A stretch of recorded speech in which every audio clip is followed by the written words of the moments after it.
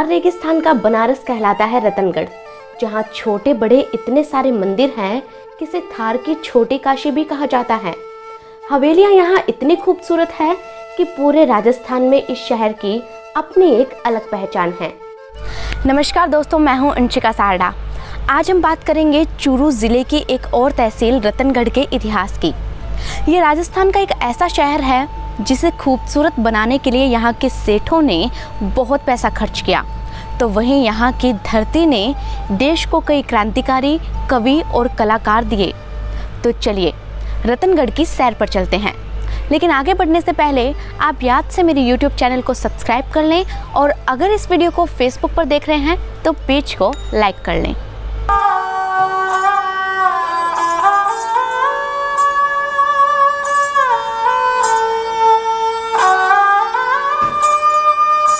सबसे पहले बात करते हैं लोकेशन की। तो ये शहर पड़ता है थार का प्रवेश द्वार कहे जाने वाले चूरू जिले में। ट्रेन से कोई आना चाहे तो रतनगढ़ जंक्शन के लिए टिकट कटवाएं। रतनगढ़ रेलवे स्टेशन राजस्थान का प्रमुख रेलवे स्टेशन है जो कई बड़े शहरों को आपस में जोड़ता है। ये शहर बसा है नेशनल हाईवे नंबर 11 पर, और ये हाईवे रतनगढ़ को जयपुर, बीकानेर, सरदार शहर, सुजानगढ़ जैसे राजस्थान के कई बड़े और छोटे शहरों से जोड़ता है। ये शहर चूरू शहर से 47 किलोमीटर दूर, वहीं राजस्थान की राजधानी जयपुर से ये 205 किलोमीटर दूर पड़ता है। सड़क और रेलवे मार्ग से कनेक्टिविटी काफ़ी अच्छी है, इसलिए आपको रतनगढ़ पहुंचने में कोई परेशानी नहीं होगी।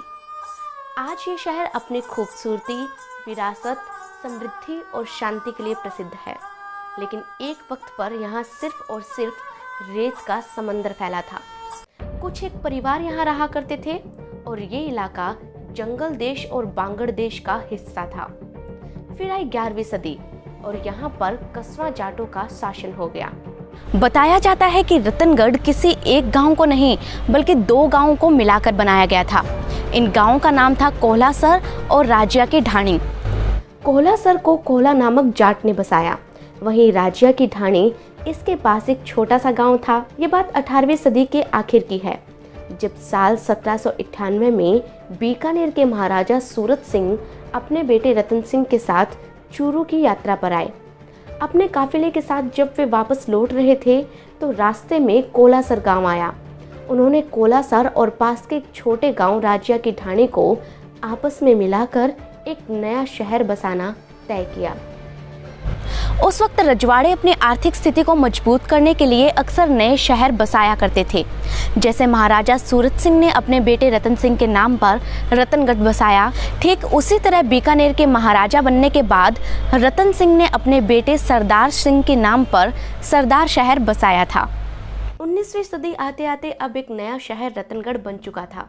महाराजा सूरत सिंह ने शहर के बीचों बीच शाही किला बनवाया। शहर के चारों तरफ 4 द्वार और परकोटे बनाए गए, लेकिन कुछ सालों बाद ही यहाँ पर चूरू के राजा ने हमला कर दिया। कहा जाता है कि साल 1815 और 1816 में लगातार 2 बार सीकर के महारावल लक्ष्मण सिंह के समर्थन में चूरू के राजा ठाकुर पृथ्वी सिंह ने रतनगढ़ पर हमला किया था।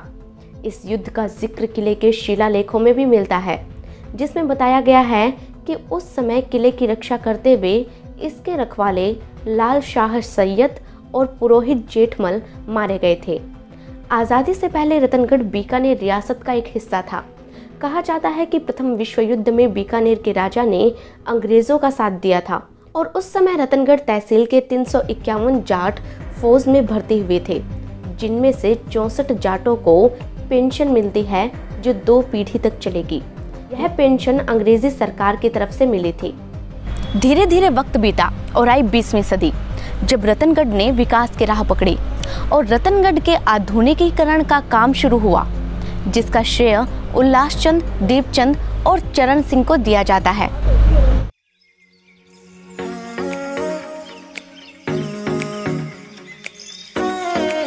उस वक्त शहर में व्यापार को बढ़ावा दिया गया। नए तरीके से बाजार बसाए गए। इन बाजारों को क्रॉस डिजाइन में तैयार किया गया। बाजार के बीचों बीच एक खंडा घर बनवाया गया, जिससे एक सीध में देखने पर पूरा बाजार नजर आता है। रतनगढ़ का घंटा घर शहर की पहचान माना जाता है। साल 1910 में महाराजा गंगा सिंह के प्रयासों से रतनगढ़ में रेलवे लाइनें बिछाई गई। रतनगढ़ के सेठ अलग अलग शहरों में व्यापार करके खूब धनवान बन गए और उन्होंने रतनगढ़ के कायाकल्प पर खूब पैसा भी खर्च किया। सेठ सूरजमल जालान, सीताराम बुहालका, नागरमल बाजोरिया और सेठ जेठमल धानुका जैसे कई नाम हैं जिन्होंने यहाँ पर पार्क, स्कूल, सड़कें और लाइब्रेरी बनवाई, शानदार हवेलियाँ बनवाई और रतनगढ़ के विकास में अपना योगदान दिया।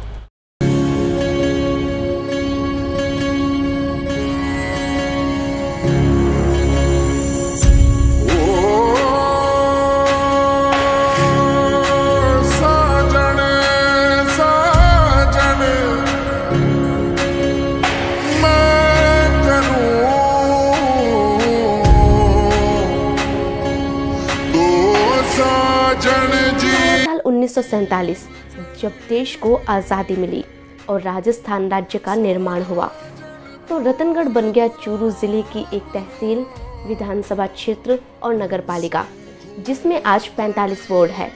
ये शहर काफ़ी शांत माना जाता है। इतिहास की गवाही देने वाले छोटे बड़े किले अब यहाँ पर खंडर में तब्दील हो चुके हैं।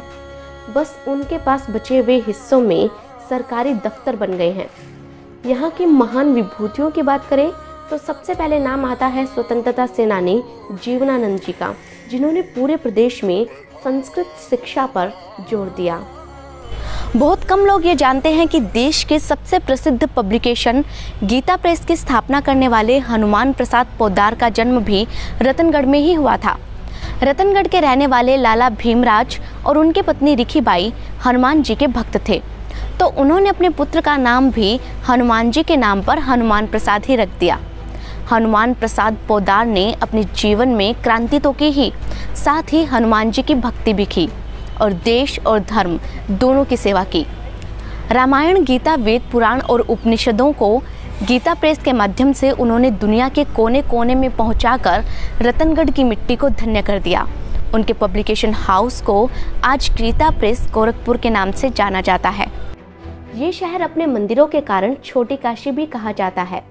यहाँ वैसे तो छोटे बड़े सैकड़ों मंदिर है, लेकिन सबसे प्रसिद्ध मंदिरों की बात करें तो सबसे पहले नंबर पर आता है रघुनाथ जी का मंदिर। इसका निर्माण आशा चरणी यानी लाडो बुआ ने 19वीं सदी में करवाया था। राम भक्त हनुमान के भी यहाँ कई प्रसिद्ध मंदिर है, जिनमें ताल वाले बालाजी मंदिर, पंचमुखी बालाजी मंदिर, मेहंदीपुर बालाजी मंदिर मान्यता प्राप्त हैं। पल्लू वाली ब्रह्माणी माता का मंदिर भी यहाँ काफ़ी प्रसिद्ध है।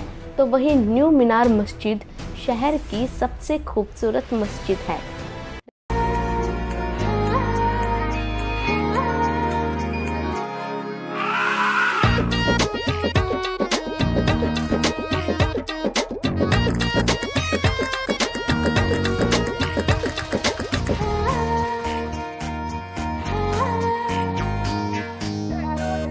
रतनगढ़ के आसपास के गांवों की बात करें तो नुआन, सांगासर, धरपालसर, जलेऊ, राजलदेशर और गोगासर आते हैं। रतनगढ़ के गांव भी पूरे प्रदेश में अपने क्षेत्र का नाम रोशन करने में पीछे नहीं रहे। यहाँ के गांवों ने शेखावाटी को एक अलग पहचान दी है। रतनगढ़ कस्बे में आने वाले गांव राजलदेसर का गिंदड़ नृत्य पूरे राजस्थान में सबसे मशहूर है। वहीं गोगासर गांव के युवा कॉमेडियंस ने तो यूट्यूब की दुनिया में अपनी अलग पहचान बनाई है। गोगासर गांव के भवानी पारिक, गौतम पारिक और रामचरण पारिक के साथ ही श्याम पारिक जैसे कॉमेडियंस ने मारवाड़ी भाषा में कॉमेडी वीडियोस बनाए हैं, जिन्हें लाखों लोगों ने देखा। पूरे राजस्थान में इन्होंने रतनगढ़ का नाम रोशन किया है और मारवाड़ी भाषा को बढ़ावा दिया है। वहीं कॉमेडियन मुरारी पारिक भी इसी गाँव से आते हैं। रतनगढ़ से 20 किलोमीटर दूर एक और गांव है जिसका नाम है छोटड़िया, जिसके बारे में कहा जाता है कि माँ करनी खुद यहाँ आती है। पुरानी मान्यता है कि माँ करनी की छोटी बहन की पोत्री का यहाँ पर विवाह हुआ था, तो माँ करनी ने उनसे वादा किया कि वो दिन के 8 में से एक पहर इस गांव में रहेगी। जिसके बाद लोग ये मानने लगे कि माँ करनी दिन के 8 पहर में से एक पहर छोटड़िया गाँव में रहती है और इसीलिए इसे छोटा देशनोक भी कहा जाता है।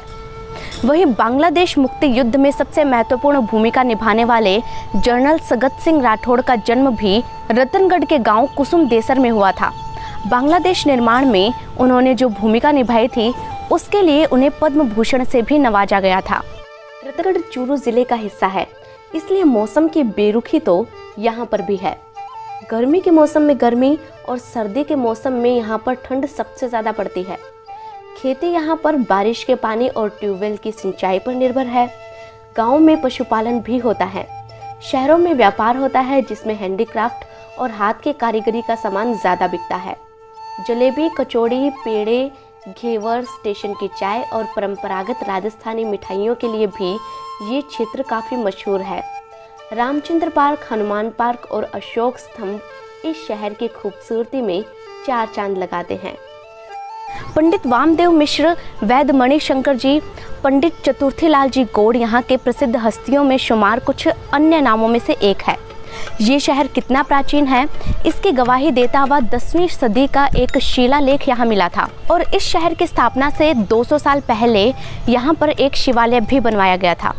लेकिन आज ये एक शांत, समृद्ध और खूबसूरत शहर है, जिसका पिन कोड है 331022। दोस्तों, उम्मीद है कि रतनगढ़ का ये इतिहास आपको पसंद आया होगा। वैसे तो हमने सब कुछ कवर करने की पूरी कोशिश की है, लेकिन अगर फिर भी कुछ छूट गया हो तो आप कमेंट सेक्शन में हमारे दर्शकों को बता सकते हैं। आपके शहर का इतिहास देश और दुनिया जाने, इसलिए इस रिपोर्ट को याद से शेयर करें। आप कहां से इसे देख रहे हैं और अगला इतिहास कहां का देखना चाहते हैं, ये भी मुझे कमेंट सेक्शन में ज़रूर बताएं। लेती हूँ आपसे अलविदा। तब तक अपना ख्याल रखें, खुश रहें और चैनल को ज़रूर से सब्सक्राइब कर लें। धन्यवाद।